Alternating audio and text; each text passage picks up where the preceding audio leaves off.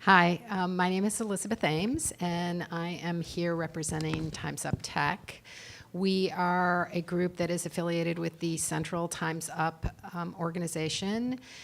You're all probably familiar with them. They came out of, they were formed at the end of last year in reaction to all of the accusations against Harvey Weinstein and all of the sexual harassment that was going on in the entertainment industry. Since then, they have put together a number of groups that are focused on different industries. So there's some for advertising, now this one for tech. I am joined up here with people who are, some of them directly involved. So to my left, Stephanie Lampkin, who is the founder and CEO of Blendor, but is also a volunteer at Time's Up Tech and has been a captain of our data team and involved in looking at that. And then to her left is Mimi Fox Melton, who is the executive director, no. You're giving me a promotion. Oh, senior director. She deserves a promotion, don't you all think? I think so. Anyway, okay. Senior Director of Community Engagement, something like that. Okay. With Code 2040, and they work with getting more Black and Latinx people into tech jobs, correct? Yeah. Close? Yeah. She'll correct me when I give her the mic. Over here, Tammy Cho, who is with Better Brave. Better Brave is focused on providing support and information to both targets of and witnesses of sexual harassment and retaliation in the workforce. Right? Okay.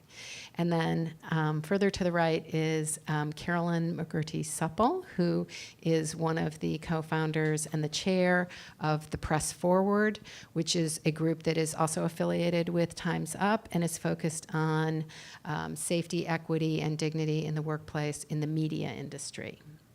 So I thought it would be great to just start, and I'm going to go kind of, I guess it's your right, my left, this way, and have each of these people just very briefly talk about their organization and then talk about what are ways for people to take action and get involved with their organization. Okay? Mimi. Hey everyone, Mimi. Glad to be here. So Code 2040 is a nonprofit based here in San Francisco, and we work with Black and Latinx folks who are in college trying to get into the tech industry, and early career Black and Latinx folks who are trying to stay in the tech industry and have a great experience as technologists. And then we also work with tech companies, and we do anti-racist work within those companies so that they can actually create systemic change so that they no longer need programs like Code 2040 because they have changed their culture, their hiring, their management, their retention, their promotion systems, such that Black and Latinx folks are thriving within their companies. And we're working towards proportional representation in the tech industry by 2040. So 2040 is the beginning of the decade when the US will be majority people of color. And our vision is that the tech industry will mirror the demographic makeup of our country, which currently it does not.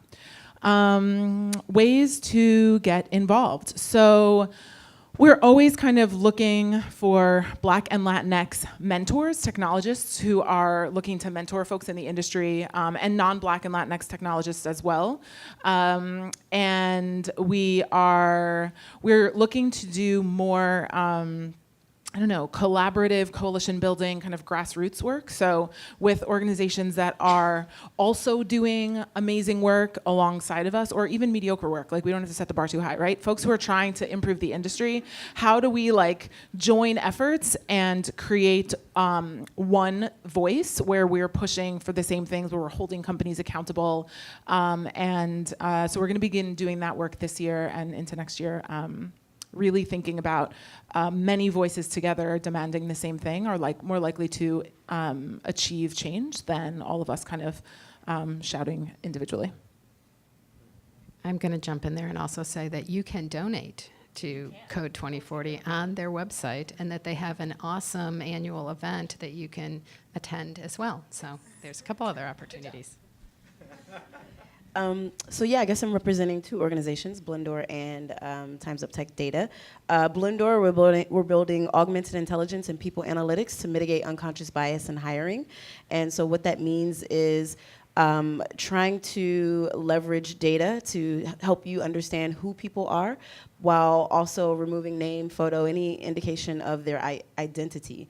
And so I need data scientists and hackers who can help us in a very ethical way acquire data about people so that we can understand what is actually correlated with performance as opposed to the proxies that we've used around brand name schools and brand name companies. So if you want to stop optimizing Facebook ads to sell more money or Google and use your data skills for good, you can both benefit Blendor and Times Up Tech Data, which is a collaboration effort to, again, leverage data to be able to drive more initiatives around creating more equity in quite a few different domains. So a spinoff out of that I mentioned before was understanding the equity gap among early employees and startup founders across gender, which is way worse than the salary gap.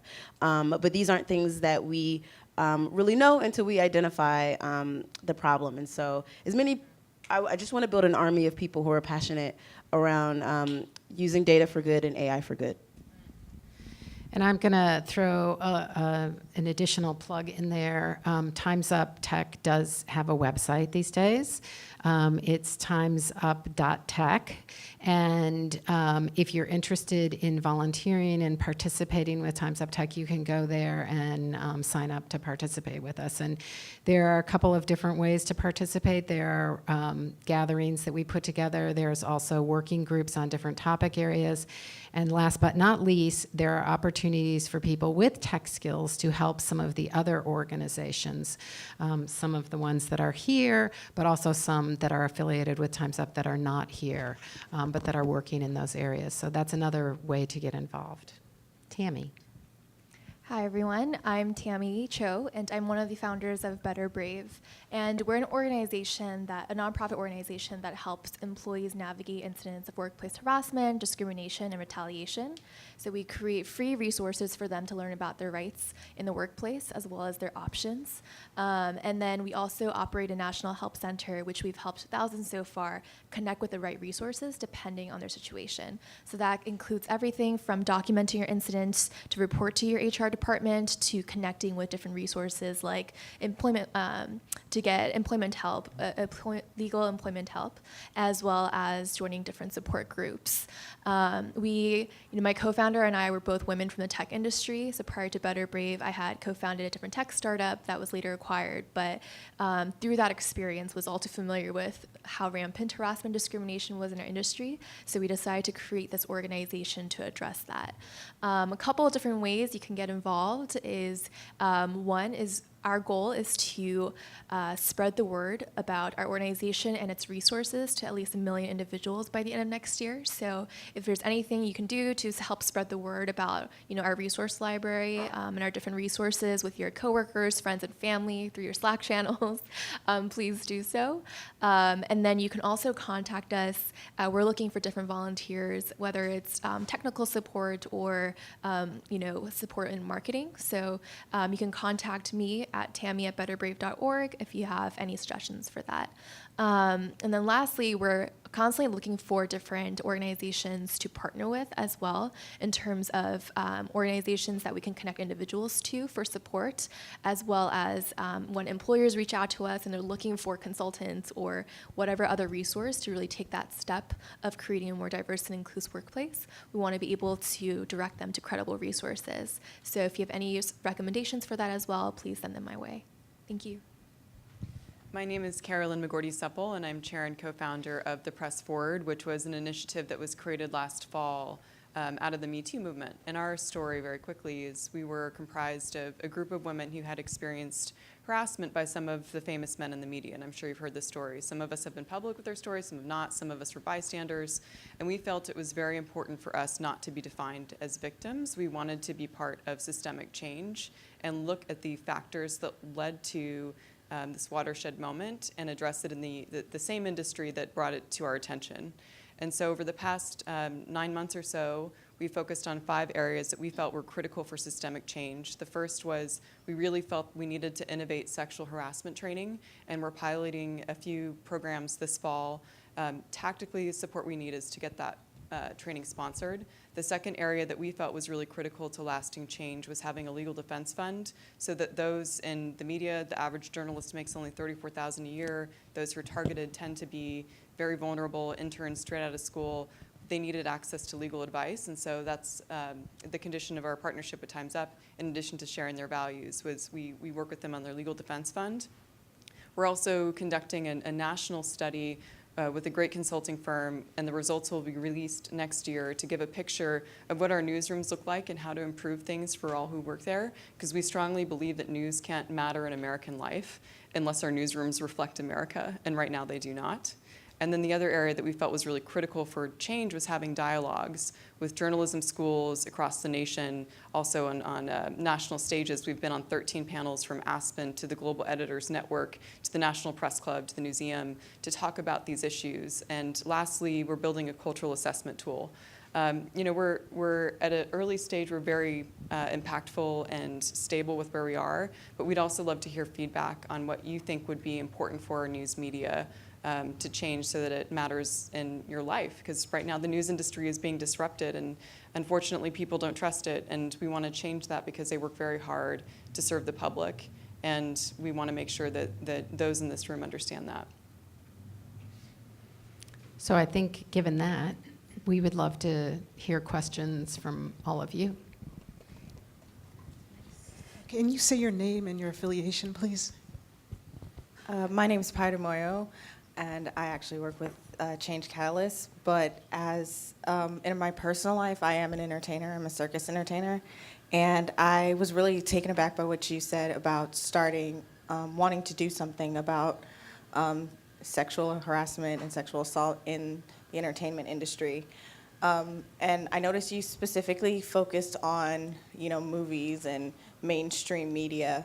But what kind of effect are you hoping to have with the fallout of your outreach into other industries like fashion, especially fashion, because it is another industry that does have a lot of sexual assault, and it's something that it's a topic that has come up because of the Me Too movement, but there's not as many people trying to do stuff. So what kind of fallout do you hope to have in those industries, and how can somebody like me who's in circus and other industries that blend into entertainment, what can we do to speak up even if we haven't been affected in an effective way? Thank you for your question. And to clarify, Press Forward's actually focused on the news industry. So media and entertainment, we don't specifically address. The Time's Up group does. But I'll tell you, once you start looking at these issues and you look at the data, you see a lot of trends across industries. And harassment, which we actually think is an abuse of power, tends to occur in industries where there's job scarcity. There's a hierarchical structure. Some people have a lot of stability and others do not. There's temp jobs, there's stress on family life, and there tends to be also, at least in the news industry, there was a focus on personal appearance, and so women were valued for their appearance versus the content of their stories.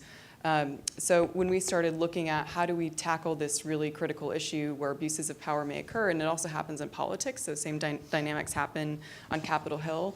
They happen in entertainment, they happen in fashion, they also happen in finance.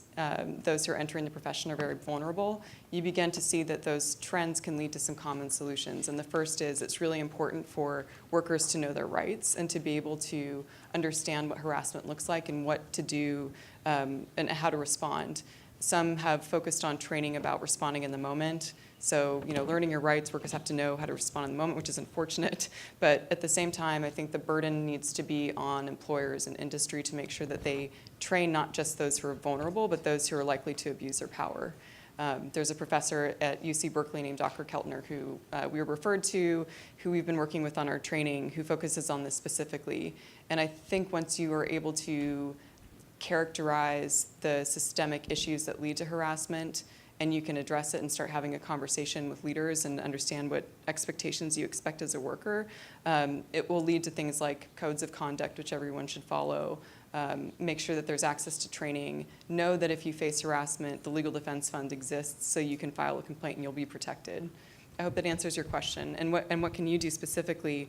I think education is a key part, and making sure that we bring some normalcy to the headlines that have been, making people feel like men are about to lose their jobs every time a woman tells her story. And I think that's unfortunate, because what we saw happen in the past year was a very small fraction of people who abused their power, and it was egregious, and it took the same reporting at news outlets that led to the impeachment of presidents as it did to unveil some of these stories and behavior. And we don't believe limited necessarily to men. I would add to that like at a very base level, talking to other folks and creating a community is, I've seen, one of the most powerful ways to care for oneself in the midst of experiencing trauma in the workplace in particular, because oftentimes folks, we feel so alone and isolated, right? That like, this is only happening to me, I caused it, if I were just better, whatever, this wouldn't be happening. And it can be really, really powerful to hear someone else say, oh, this is happening to me also, right? And that it's not my fault. And I think that also creates, there's power in numbers. I think it's really important that as we're talking about speaking up, whether it's about sexual harassment, racism, whatever it is, that there are huge risks that we take on when we speak truth to power. And as we've seen, even in the folks who years and years ago were being sexually harassed and assaulted by powerful people in media and entertainment, they didn't get jobs anymore, right? They were blacklisted, and that's real. So I always think it's important to highlight that each of us has to, we should support each other in doing analyses of our capacity to take on the risk when speaking out. And some of us have access to parents who can support us if we get fired, and some of us don't. And so those are real, and I think that creating room for people to make resource risk assessments, and then choosing and realizing that we have agency about when we speak out and how we're organizing is very, very important, because otherwise we run the risk of re-traumatizing each other as we're trying to make change. And so beginning by cultivating community by just sharing stories together can be really powerful. And then it can often lead to oh, there's actually a whole group of us here who are willing to share the risk amongst us, to distribute it in a way that is less likely to lead to one person having I can't think of the word, but severe harm to their person alone. Yeah. Yeah, I would absolutely echo that, and I'm stepping sort of out of my role a little bit, but the main Time's Up organization really came about because women got together and started talking and realized, oh, this happened to you too, and this happened to you too, and then they all started to stand up. And what we're seeing in terms of sort of industry-affiliated groups arise related to Time's Up, it's because there are women of all kinds in those industries that have come together and started talking. And then they have gone to the main Time's Up organization and said, we're interested in putting something together here. So it's not like the central organization is saying, well, we're going to start it in this group, in this group, in this group. It's more grassroots up right now. So, other questions?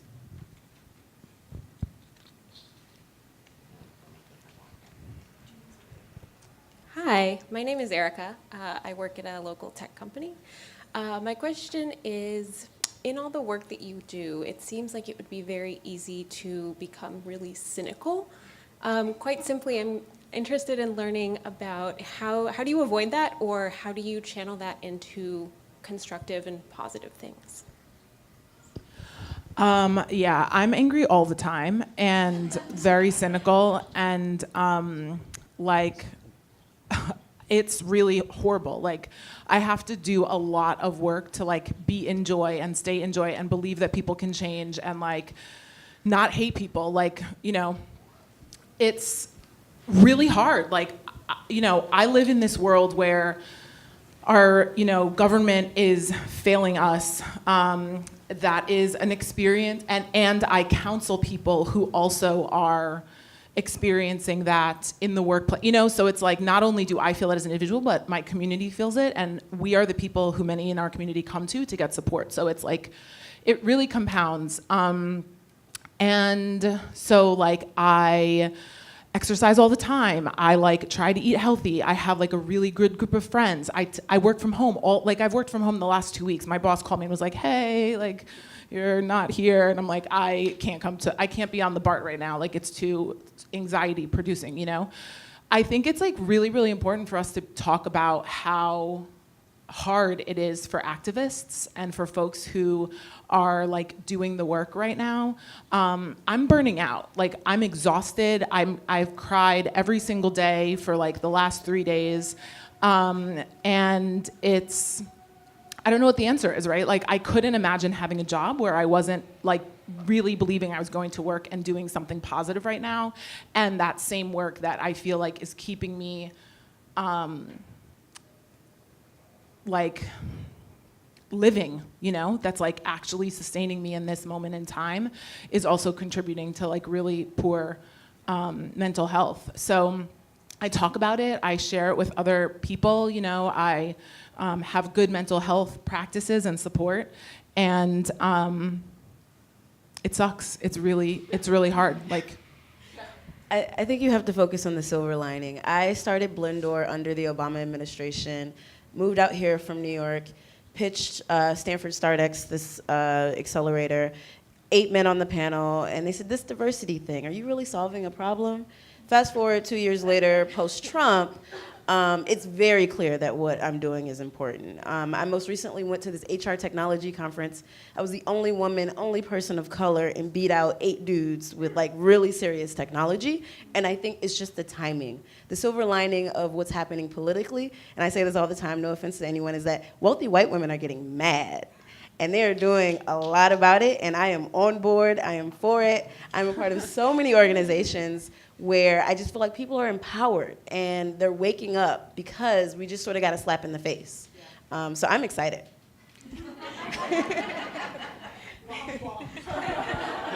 We have the polar opposites over here.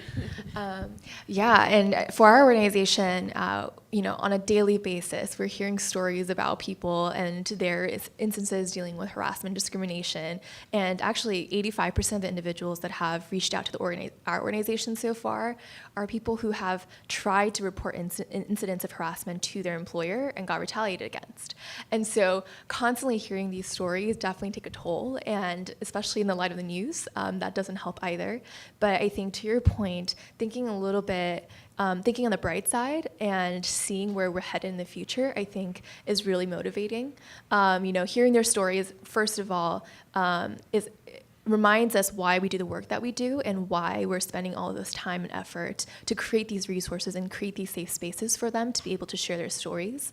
And I think something else that we think a lot about is how, you know, as frustrating as it is to see all the news that's been going on around these issues, this has been a problem that has been around for decades, right? And it's actually a great thing that this problem is finally hitting mainstream media and we're having these serious discussions about it. And because of these discussions, you're seeing all these incredible movements and organizations prop up. And so I think I also take a lot of inspiration from and motivation from seeing all these incredible organizations band together to try to tackle and push this movement forward. I love that question. After I left the Times Up offsite this past June, I left in tears.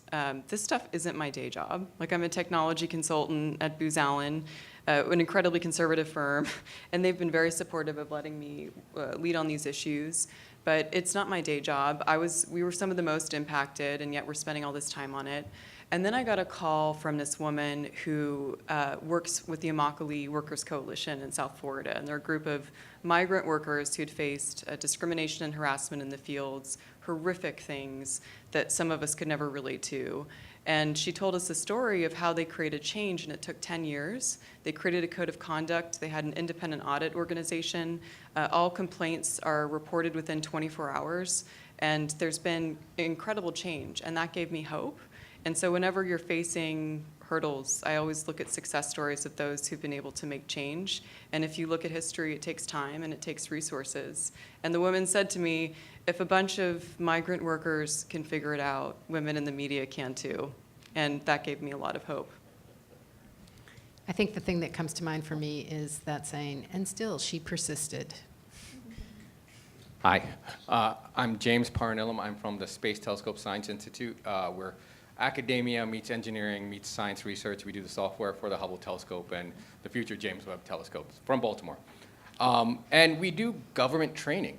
And for years and years, it's been around for a while, training's basically been, watch this video.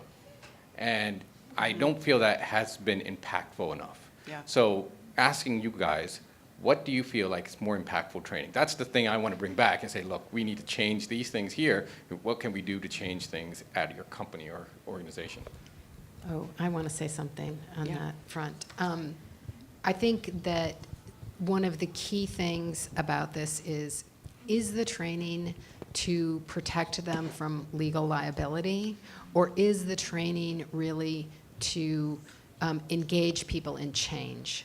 And I think the vast majority of training that is out there is really just to, cover their rear ends from a legal standpoint. And that will never work, and it will never actually make change. The other thing that I would say is that training is only one very small piece of what needs to happen.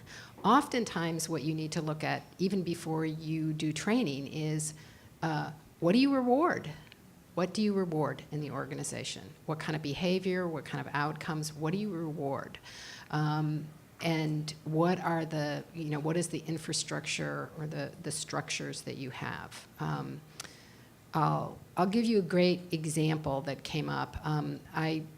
In a different role, I had some contact with Intel, and they were working very hard on trying to make changes in their workforce. Some of it successful, some of it not as successful. But one of the things that they told me about, which I thought was genius, was when they had the annual review cycle, they gave every single manager a report. And what that report contained was a list of the people that had consistently been rated highly and not promoted. And you can well imagine that a large percentage of those people were women and people of color, right? And what they said to the managers was, so either our assessment system is wrong and these people aren't really that good, or we have some bias in who we're promoting. We'd like you to take a look at that and figure that out.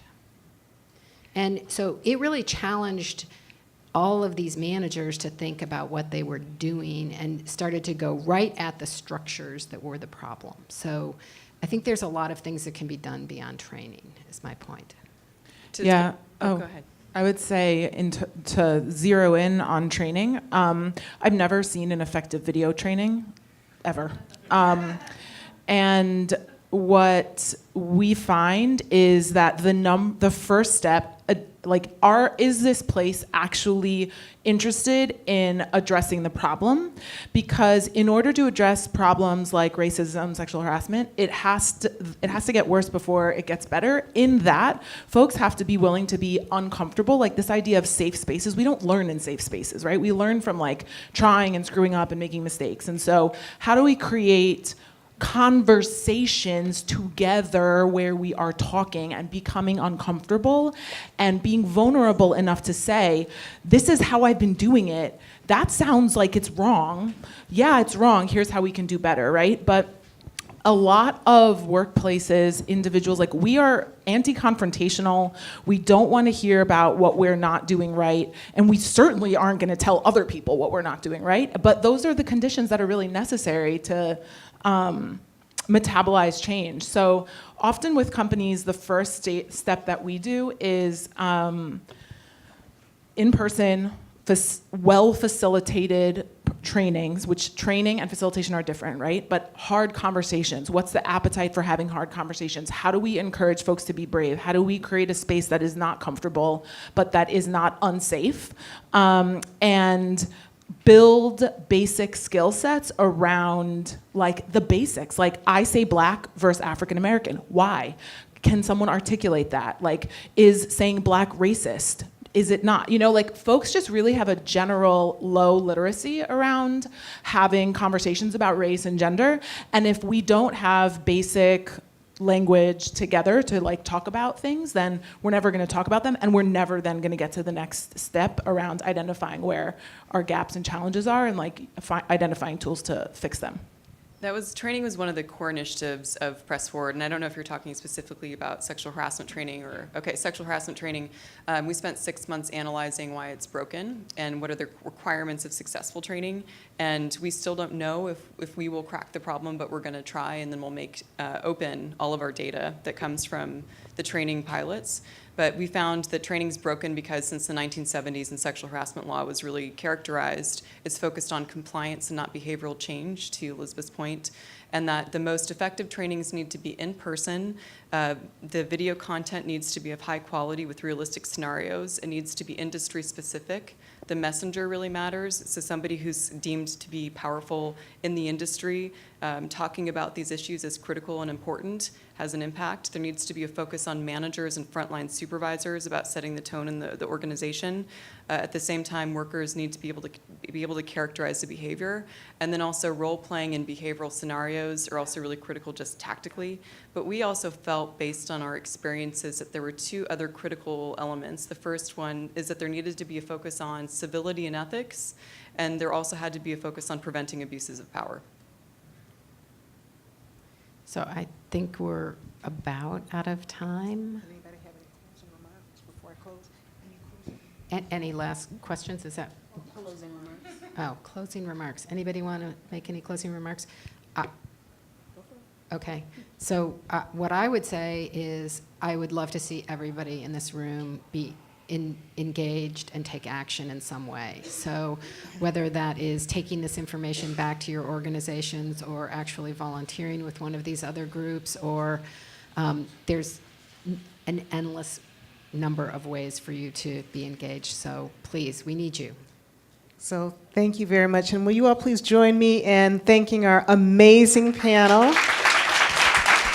And then there is one very special panelist that I'd just like to point out who decided to join us on her birthday. So happy birthday from all of us. This is Stephanie Lampkin, everybody. Happy birthday. 21? So happy birthday, everybody. Enjoy the city. Somebody buy Stephanie lunch, okay?